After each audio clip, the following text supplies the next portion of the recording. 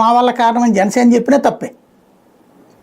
ఇద్దరూ కూడా ఒకళ్ళకొకళ్ళు ఇచ్చి పుచ్చుకున్నారు.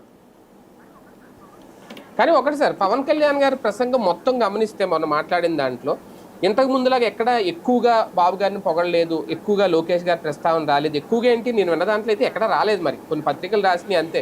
అది ఎంతో నేను విన్నది అయితే 2 సార్లు విన్నాను. ఎక్కడ పవన్ కళ్యాణ్ గారి నోటి నుంచి బాబు గారిని లోకేష్ గారిని అయితే మొన్న సభలో అసలు ఎక్కడా పొగడలేదు.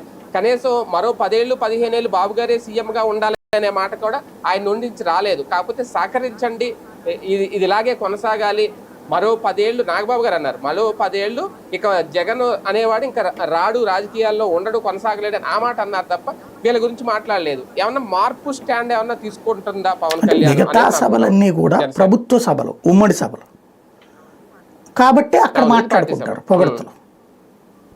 ఇది వీళ్ళ పార్టీ సభ. వీళ్ళ పార్టీ సభలు ఇంకో పార్టీ వాళ్ళని పొగిడితే ఎట్టగా, ఏం అవసరం? పైగా వీళ్ళ పార్టీ స్ట్రెంత్ ఎంతో వాళ్ళ కార్యకర్తలు మోటివేట్ చేయాలి. కాబట్టి అట్లా చెప్పుకొచ్చాడు, మనం నిలబెట్టాం, మనం నిలబడ్డాం, వాళ్ళని నిలబెట్టాం అన్నటువంటిది. అంతే.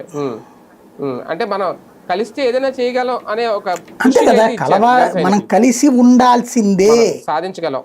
ఇక్కడ మీరు అర్థం చేసుకోవాల్సింది అంటే కలిసి ఉండాల్సిందే, తప్పదు. గ్రౌండ్ లెవెల్లో కొన్ని చోట్ల జనసేన వాళ్ళని కొడుతున్నారు, తిడుతున్నారు, లేకపోతే వాళ్ళకి ఏ పని చేయట్లేదు, అవమానిస్తున్నారు అని బాధపడుతున్నారు.